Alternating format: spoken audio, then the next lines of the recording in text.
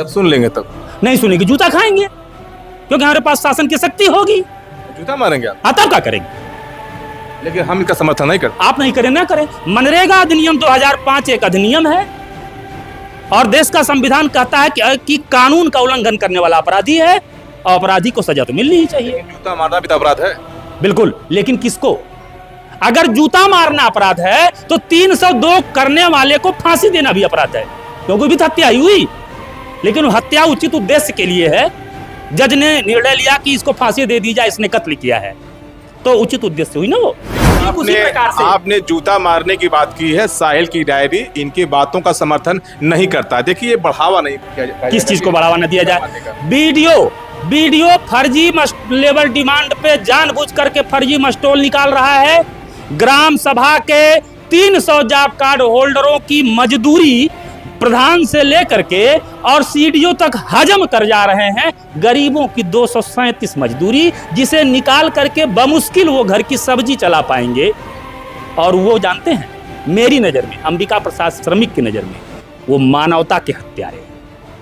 व्यक्ति की हत्या करना एक बार क्षम्य है, मानवता की हत्या करने वाले को कभी नहीं क्षमा करना चाहिए। ये मेरा व्यक्तिगत निर्णय है। ऐसी परिस्थिति में मनरेगा मजदूर संघ उन सभी अपराधियों को उचित सजा देगा। वो जिस भाषा में समझेंगे उस भाषा में सजा देगा। अभी हम क्या कर रहे हैं? ब्लॉकों पे तालाबंदी कर रहे हैं। अभी हम क्या कर रहे हैं? वीडियो को चेतावनी दे रहे हैं। लेकिन बहुत समय साहिल जी नहीं है। अगर मनरेगा श्रमिकों को 100 दिन का रोजगार निर्बाध रूप से नहीं मिलना शुरू हुआ तो वीडियो मारे जाएंगे, वीडियो बांधे जाएंगे और वीडियो को ले जाके डीएम के सामने बांध के ढिमलाया जाएगा। ये राष्ट्रीय अध्यक्ष अंबिका प्रसाद श्रमिक का दावा। 26 में एक जिला पंचायत चुनाव होना है, त्रिस्तरीय पंचायत चुनाव में, और देखा जाता है कि इस जिले के जो धनबली वो अपनी कठपुतली जिला पंचायत अध्यक्ष की कुर्सी पे बैठा देते हैं।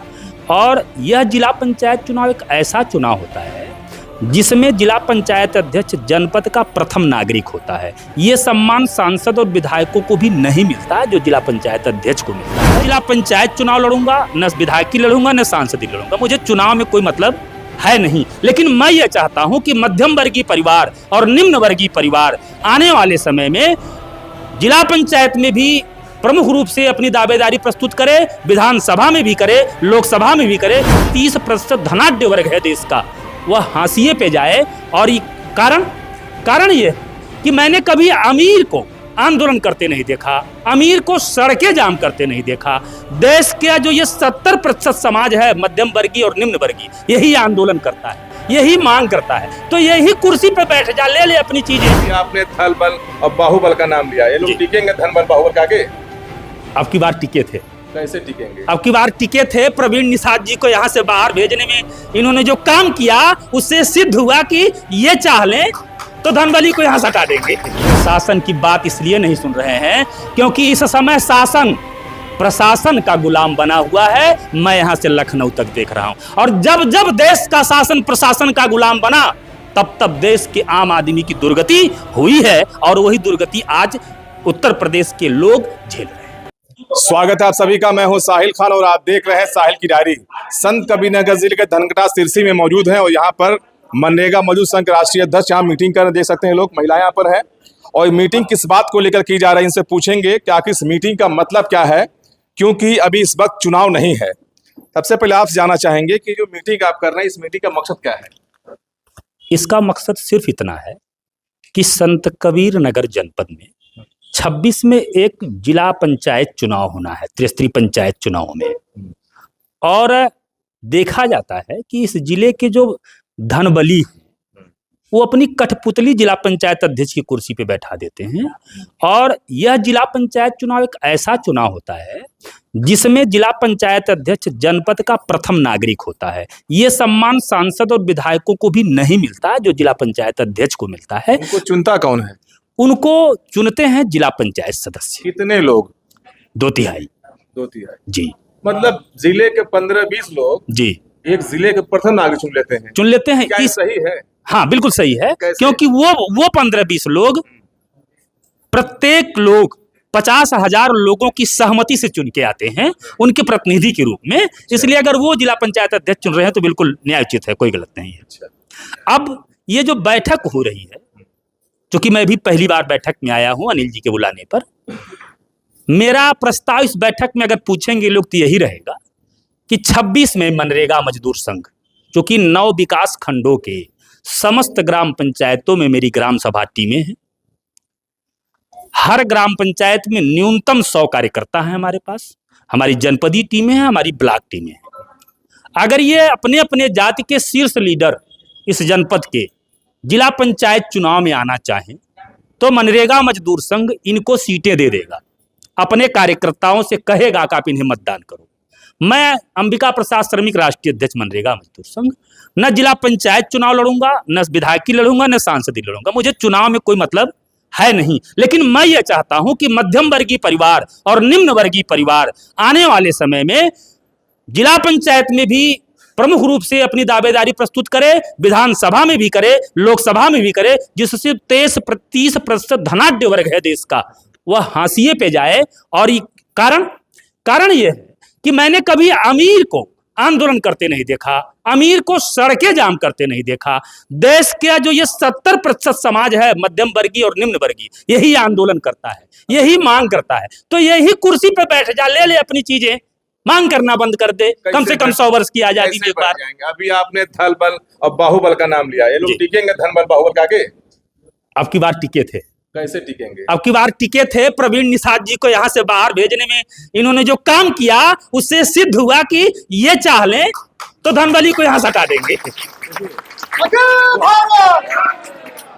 वो सांसदी का चुनाव था, वो धन बल उसमें नहीं चलता। बात आपने की है पंचायत चुनाव की, जो तेरी पंचायत को, उसमें जो प्रधानी चुनाव जिला पंचायत चुनाव होता है, इसमें आपने देखा होगा कि किडनैपिंग हो जाती है, अपहरण हो जाता है। तो आपने पहले कहा धन बल, तो उनके आगे चिकेंगे कैसे? ये इनको जागरूक किया जाएगा, जागरूक करेंगे, इन्हें जागरूक किया जाएगा। और 2021 से मैं पूरे प्रदेश में जागरूक कर रहा हूं, क्योंकि मनरेगा मजदूर संघ की मनसा है कि हम मनरेगा श्रमिक हैं। वो हर जाति के लोग मनरेगा श्रमिक में हैं, और बीडीओ से हम अपनी बात रखते हैं, सीडीओ से अपनी बात रखते हैं, और हमारी बात को तवज्जो नहीं देते। तो अब की बार मनरेगा श्रमिक अपने ब्लॉक अध्यक्ष को जिला पंचायत सदस्य बना देगा, अपने जिला अध्यक्ष को जिला पंचायत अध्यक्ष बना देगा। जब सुन लेंगे तब नहीं सुनेंगे, जूता खाएंगे, क्योंकि हमारे पास शासन की शक्ति होगी। जूता मारेंगे आप? हाँ, तब क्या करेंगे? लेकिन हम इसका समर्थन नहीं करते। आप नहीं करें ना करें। मनरेगा अधिनियम 2005 एक अधिनियम है, और देश का संविधान कहता है कि कानून का उल्लंघन करने वाला अपराधी है, और अपराधी को सजा तो मिलनी ही चाहिए। लेकिन जूता मारना भी तो अपराध है। बिल्कुल, लेकिन किसको? अगर जूता मारना अपराध है तो 302 करने वाले को फांसी देना भी अपराध है, क्योंकि भी हत्या ही हुई, लेकिन हत्या उचित उद्देश्य के लिए है। जज ने निर्णय लिया कि इसको फांसी दे दी जाए, इसने कत्ल किया है, तो उचित उद्देश्य हुई ना वो। देखिए, आपने जूता मारने की बात की है, साहिल की डायरी इनकी बातों का समर्थन नहीं करता। देखिए, ये बढ़ावा नहीं किया, किस चीज को बढ़ावा न दिया जाए?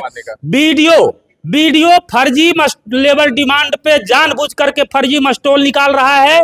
ग्राम सभा के 300 जॉब कार्ड होल्डरों की मजदूरी प्रधान से लेकर के और सीडीओ तक हजम कर जा रहे हैं। गरीबों की 237 मजदूरी, जिसे निकाल करके बमुश्किल वो घर की सब्जी चला पाएंगे। और वो जानते हैं, मेरी नजर में, अंबिका प्रसाद श्रमिक की नजर में, वो मानवता के हत्यारे हैं। व्यक्ति की हत्या करना एक बार क्षम्य है, मानवता की हत्या करने वाले को कभी नहीं क्षमा करना चाहिए। ये मेरा व्यक्तिगत निर्णय है।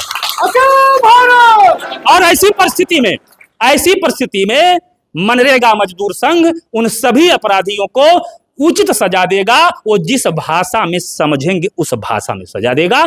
अभी हम क्या कर रहे हैं? ब्लॉकों पे तालाबंदी कर रहे हैं। अभी हम क्या कर रहे हैं? वीडियो को चेतावनी दे रहे हैं। लेकिन बहुत समय साहिल जी नहीं है। अगर मनरेगा श्रमिकों को 100 दिन का रोजगार निर्बाध रूप से नहीं मिलना शुरू हुआ तो वीडियो मारे जाएंगे, वीडियो बांधे जाएंगे, और वीडियो को ले जाके डीएम के सामने बांध के ढिमलाया जाएगा। ये राष्ट्रीय अध्यक्ष अंबिका प्रसाद श्रमिक का दावा है।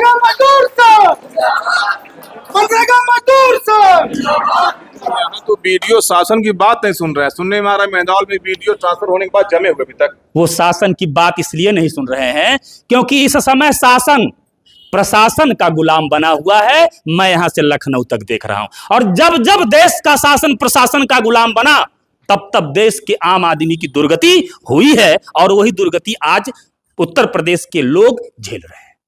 तो हमारे साथ में प्रजापति समाज के हैं अनिल जी। के बताइए, जो बैठक हो रही है, आपने तो जूता मानकर की बात की थी, कहाँ तक समर्थन करते हैं आप? नहीं, अब उन्होंने किस उद्देश्य पर कहा है वो तो उस पर हम कोई कमेंट नहीं कर सकते हैं। बहरहाल ये जो बैठक हमने बुलाया है, इस बैठक का उद्देश्य ये है कि विभिन्न संगठन जो अलग अलग गुटों में बटे हुए हैं और उद्देश्य पर अपने काम कर रहे हैं, जब हमने चिंतन किया तो ये मिला कि इस देश की बहुतायत आबादी जो गरीब कमजोर हैं, भूमिहीन मजदूरा वर्गों की श्रेणी में आते हैं, समस्याएं लगभग सबकी सेम है, पीड़ा सबकी सेम है, लेकिन ये अलग अलग गुट बना करके आवाज उठा रहे हैं। इस नाते गवर्नमेंट इसको गंभीरता से नहीं ले रही है और इन मुद्दों का निस्तारण नहीं हो रहा है। तो आज ये जो बैठक मैंने बुलाया है, जिसमें अंबिका जी को भी बुलाया है या विभिन्न जातियों के जो सक्षम लीडर हैं, जागरूक टाइप के, उनको बुलाया है, समन्वय हम बैठाना चाहते हैं कि आखिर में 35-40 पार्टियों के लोग इकट्ठा होकर के सत्ता के लिए लड़ सकते हैं। तो हम जो निचले पायदान के लोग हैं और आरक्षण हुआ, सामाजिक न्याय हुआ, राजनीतिक हिस्सेदारी हुई, मनरेगा में चल रहा व्यापक घोटाला हुआ, जो जायज मुद्दे हैं, यदि हमारे सारे के सारे मुद्दे एक हैं तो हम यदि समन्वय बना करके इस लड़ाई को लड़ते हैं और 28 जुलाई को डीएम के माध्यम से माननीय मुख्यमंत्री जी को यह चेतावनी भरा ज्ञापन देते हैं कि महोदय, यदि हमारे इन जायज मुद्दों का निस्तारण न्याय संगत रूप से नहीं किया गया तो 2026 में हम पंचायत चुनाव में अपनी अहमियत दिखाने का प्रयास करेंगे और 2027 में आपको बेदखल कर देंगे। तो इस फंडे पर हम काम कर रहे हैं, लेकिन तब तक आप लोग बिचवे में आ गए। एक तो आज बरसात हुआ, बरसात पानी भरा हुआ इसमें, बरसात के नाते पानी भी भरा हुआ, बरसात के नाते इस कार्यक्रम का जो स्वरूप हम देना चाहते थे वह स्वरूप देने मिला। ये कार्यक्रम स्थगित सा हो गया था, लेकिन फिर हुआ कि जो लोग आ गए हैं उनके बीच बैठ लिया जाए, नहीं तो गलत मैसेज जाएगा। इसमें कभी पहुंच गए नहीं, तब तक भाई आप पत्रकार साथी हैं और आपका दायित्व हमसे ज्यादा जिम्मेदारी देश के गरीबों की, देश के कमजोरों की, ये लड़ाई आप लोगों की लड़ाई है, क्योंकि हम लोग तो आवाज उठा रहे हैं जगह जगह गोल बना करके। और जब तक आप सभी पत्रकार बंधु इसको दृढ़ता से हाईटेक नहीं करेंगे, मामला ऊपर नहीं पहुंचाएंगे, तब तक हमारी कौन सुनने वाला। हम भूखते रहेंगे, चिल्लाते रहेंगे, फिर चुनाव आएगा, हमको प्रयोग करके फेंक दिया जाएगा। किस पार्टी तरफ रहेंगे आप? हमारा कोई पार्टी इस एकीकरण अभियान एक सामाजिक संगठन है, इसका किसी पार्टी से कोई मतलब ही नहीं है। हम जनविन जो समाज के मुद्दे हैं उनको लड़ते हुए आगे बढ़ेंगे। आगे चल करके चूंकि वोट देने का अधिकार सबको रहता है, तो वोट हम सब भी देंगे, आपस में परामर्श करके जो उचित होगा वो आगे निर्णय लिया जाएगा। 24 के चुनाव तो आपने इंडिया गठबंधन का साथ दिया। हाँ बिल्कुल, डंके के चोट पर दिया। परवीन जी को चुनौती दे करके जिला बचाओ बाहरी भगाओ जो नारा हमने दिया था उसको हमने सफल बनाया और पूरे संत कबीर नगर के सभी मतदाता मिलकर के इस पर सहयोग किए। इसके लिए सभी बधाई के पात्र हैं। उसी तरीके से आगे अभी इन मुद्दों को लेकर, क्योंकि इसी मुद्दे पर परवीन निषाद का विरोध हुआ था कि ओम प्रकाश राजभर जी हुए, चाहे डॉक्टर संजय निषाद हुए, चाहे धर्मवीर प्रजापति हुए, ये लोग भारतीय जनता पार्टी की सरकार में मंत्री बनकर के अपने आप को तो अपना स्टैंड कर लिए, लेकिन जो आम समस्या थी आरक्षण की, जनसंख्या के अनुपात में राजनीतिक भागीदारी की, सामाजिक न्याय का, उसको तो आपने देखा नहीं। पुनः चुनाव आया, वोट मांगने चले आए। परवीन निषाद जी का विरोध इसी मुद्दे पर किया गया था और उनको यहाँ से खदेड़ने का काम किया गया है, वही आगे भी होगा।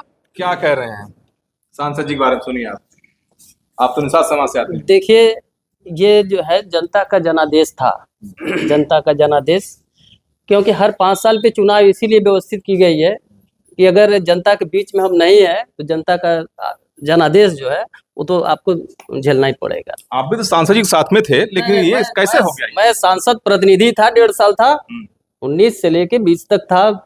20 का मतलब कोरोना के बाद से मैं हटा हूँ, 1.5 साल था, कोई शिकायत नहीं था।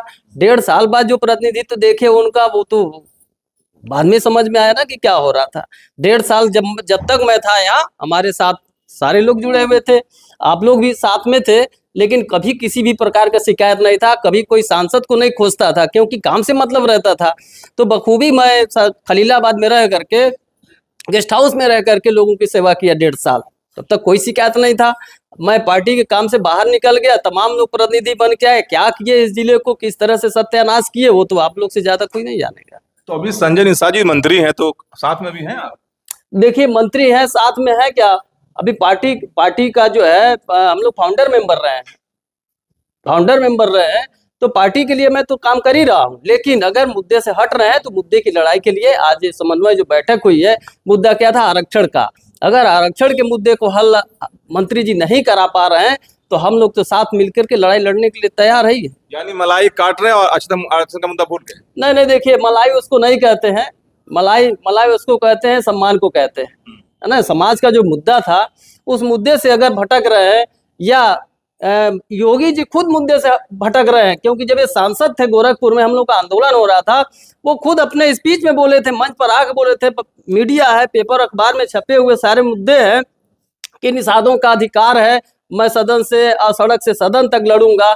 2 बार से सत्ता में है, 2 बार से ऊपर भी तीसरी बार सरकार बनी है। अगर योगी जी इस बात से हट रहे हैं तो माननीय डॉक्टर संजय निषाद जी का क्या माने हम। आज वो सांसद थे, नहीं अगर अपनी बात मुख्यमंत्री होकर के नहीं पूरा करा पा रहे थे, तो कैबिनेट में छोटे से मंत्री हैं, इनका क्या मानेंगे।